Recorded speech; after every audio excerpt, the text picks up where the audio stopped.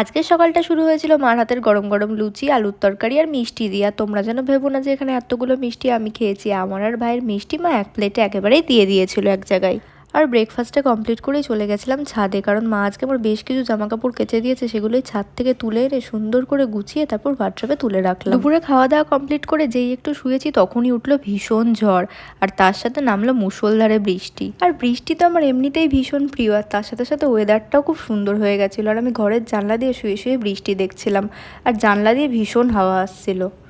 ও মা, খানিকক্ষণ বৃষ্টি হওয়ার পরে পুরো মেঘ কেটে আকাশ পরিষ্কার হয়ে গেল। তো আকাশ যখন পরিষ্কার হলোই তাই বিকাল বিকাল করে একটুখানি বেরিয়েছিলাম। আমার কিছু দরকারে বেরোতেই হতো, আর কিছু কাজ ছিল, তাই কাজগুলো মিটিয়ে আসার পথে গিয়েছিলাম বিরিয়ানি খেতে। আর বিরিয়ানি তো আমার খুবই পছন্দের একটা খাবার। এটা খেলে পেটও শান্তি, তার সাথে সাথে মনও শান্তি। আর আমিও বাড়ি ঢুকলাম, তারপরেই নামলো অঝোরে বৃষ্টি।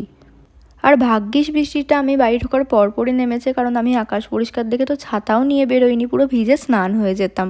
আর বাড়ি এসেই আমি আগে বিছানাটা সুন্দর করে পরিষ্কার করে নিলাম, কারণ কোথাও বেরোনোর আগে বিছানাটার আমি এমন অবস্থা করে যাই যেন কোনোদিন আমাকে আর বাড়িই ঢুকতে হবে না, আর এসে বিছানাটা পরিষ্কারই করতে হবে না। জামা কাপড়ে, কানের দুল, সাজগোজের জিনিসে পুরো ভর্তি ছিল। আর ঘর সুন্দর করে টিপটপ করে গোছানো দেখলে মাইন্ডটা এমনিতেই ফ্রেশ হয়ে যায়।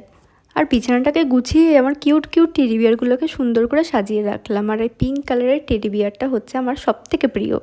আর জানো তো, বাড়িতে এসে রাত্রেবেলা আমি আর কিছুই খাইনি, কারণ বিরিয়ানি খেয়ে পেট পুরো ভর্তি ছিল। আর সেই তখন থেকে যে বৃষ্টি শুরু হয়েছে, সেই একটানা বৃষ্টি হয়ে যাচ্ছে। তাহলে আজকের ভিডিওটা এখানেই শেষ করছি, দেখা হবে পরের ভিডিওতে। সবাইকে বাই।